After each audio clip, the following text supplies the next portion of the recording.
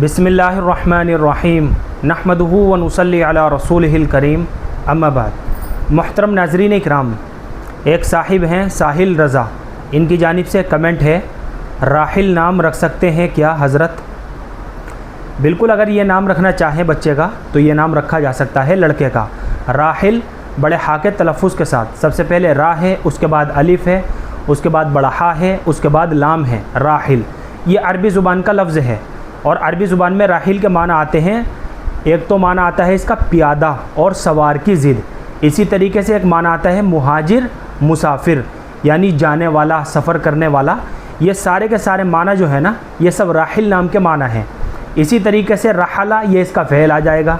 रहाला रहलम व रहीलन, रवाना होना, कूच करना और सफ़र करना, ये सारे के सारे माना जो है ना, ये सब राहिल नाम के माना हैं। लिहाजा ये नाम रखना चाहे तो माना के एतबार से बच्चे का ये नाम रखना बिल्कुल दुरुस्त है, जायज़ है। इसमें किसी भी तरह की कोई ख़राबी की बात नहीं है, क्योंकि ये नाम सफ़र करने या किसी मंजिल की तरफ गामज़न होने के माना रखता है। ये नाम रखना दुरुस्त है और जायज़ है।